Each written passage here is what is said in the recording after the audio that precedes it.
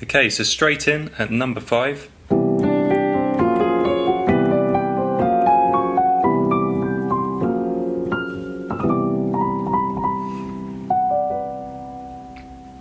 So this is a nice pattern I came up with. In the left hand we have a C major 7 chord, and then I alternate with a G flat major 7 chord. I actually play the G flat major in second inversion, so I take these top notes, put them down an octave and play it like this, simply because it means I don't have to jump around. So I'm alternating between C major and G flat major 7. And then in the right hand I've just got this motif I came up with. It's basically a stack of fourths, but again I'm moving the higher up notes down the octave, keeping it within an octave. But it really has that quartal harmony sound where you build things in fourths. And that motif conveniently ends on an F, which is the major 7th of the G flat major triad, major 7 chord. The F is actually the major 7th of that chord. And then I repeat the pattern in G flat major. So in G flat major you'd build it off the second again, because in the C major I built it off the second. And when I do that, the pattern conveniently ends on a B, which is the major 7th of the C major chord again. No coincidence, I wrote it that way so that it specifically ended on a chordal tone.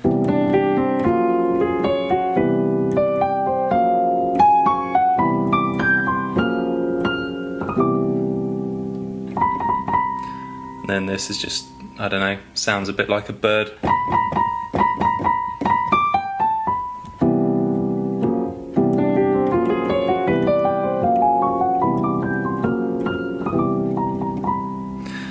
And there are loads of patterns I could do with this kind of idea. You know, I could do it coming down as well.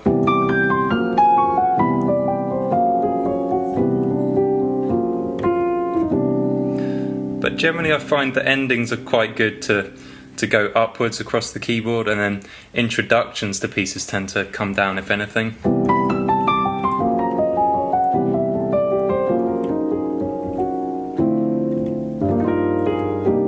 You know, it's kind of a good introduction to pieces to come down. And now in at number 4 we have a minor key ending.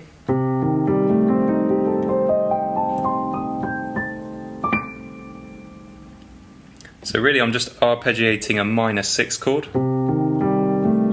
So you have the minor 3rd and the major 6th.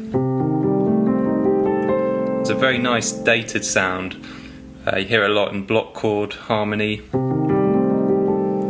And any piece that you're playing that has a dated feel to it, whether you're playing block chord voicings,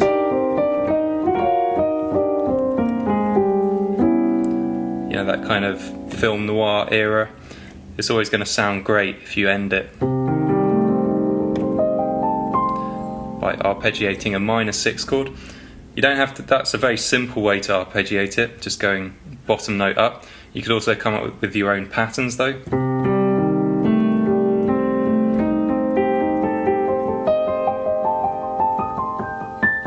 So in this pattern I'm not going straight up, I'm kind of alternating.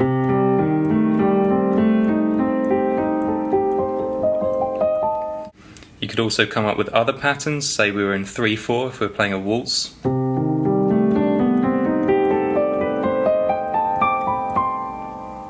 That pattern is a 6-note pattern, so it fits in the bar of a 3/4 phrase.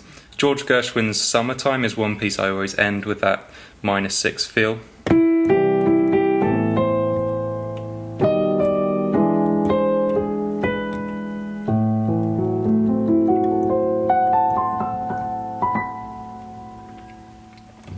And in at number 3 we have another major key ending.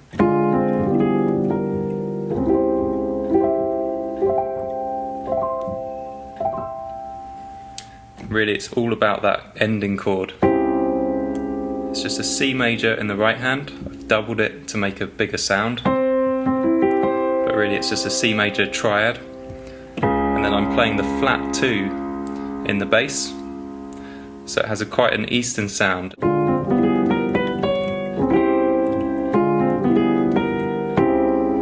And I'm just preceding it with a 2-5-1, so we have a D half diminished, then a G dominant 7 with a flat 9, and then really we're just ending with a C major chord, but I'm throwing things off by playing that flat 2 in the bass. And then I just ripple it up, going through the different inversions of C major. So build it off the 3rd, off the 5th, off the 3rd, off the root, sorry, off the 3rd, 5th, go up as high as you want to go. So I love that chord. In my opinion, that is the most intriguing chord of all time to end a piece on. Such a nice chord.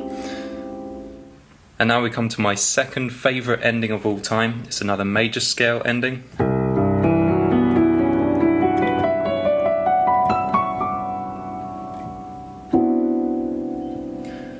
So this is a C major with a sharp 4. So it starts off outlining the C Lydian scale. It's basically C major with a sharp 4. Very bright mode, interesting sound. But then things get interesting. I introduced this 5-note pattern, which doesn't really fit in the scale of C Lydian, because it has this C sharp. And really there isn't theory behind this. When I composed it, I just found something that sounded good. But if you want to understand it, really I'm kind of playing more of a B minor kind of pattern.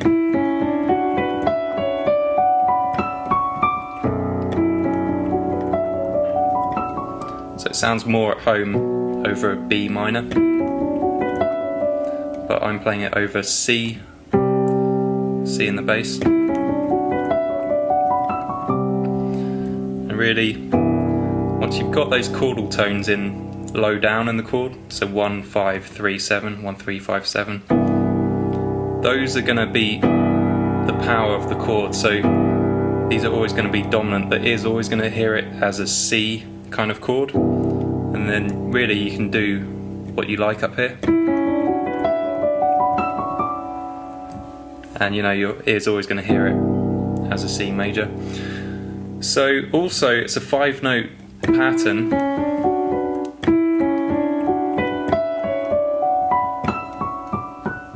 so it's 5 notes. I always think the ending of pieces is a great time to kind of deconstruct everything that you've kind of created throughout the piece. So say it was in 4/4, you know, you can break down that timing, and here I've done a kind of set of 5 notes.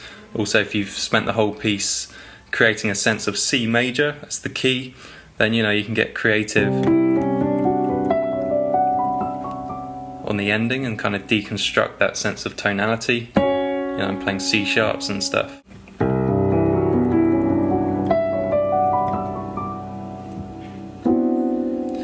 Then quite a common thing is with jazz piano endings is you'll play up through the keyboard, and then it's kind of nice to just clear the pedal and just play a kind of crunched up, it's basically like a condensed form of everything you just played. Take all those key notes that you played, all those colours, and just play them in this kind of crunch voicing, which is where you just really a load of seconds within the scale. So got a minor 2, major 2, major 2, major 2, and that's really just outlining the C Lydian scale, which I, as I mentioned, this thing kind of sounds like.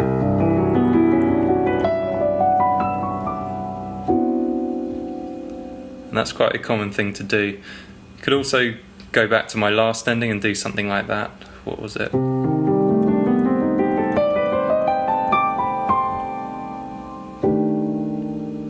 Yeah, just play a chord that sums up everything you just played.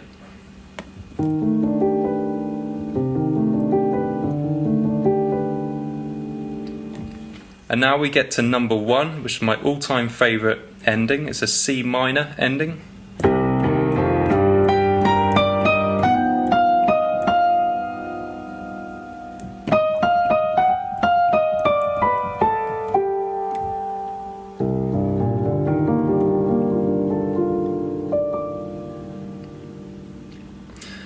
So the interesting part of this, I mean, it's very lounge piano style. Basically we're in C minor, we come up to the 5 chord, and then we play a G altered 7 chord. You could also think of it as a kind of a G dominant 7 with a sharp 5. You've got this kind of augmented sound.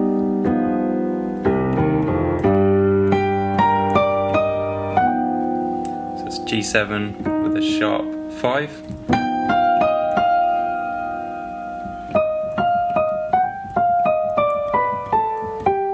It's all about playing in your own time, and then you can just end it how you want, but I've gone with this.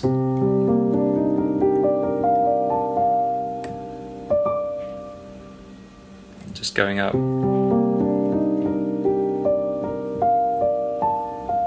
Just arpeggiating the chord with a kind of pattern. So that is a really nice ending.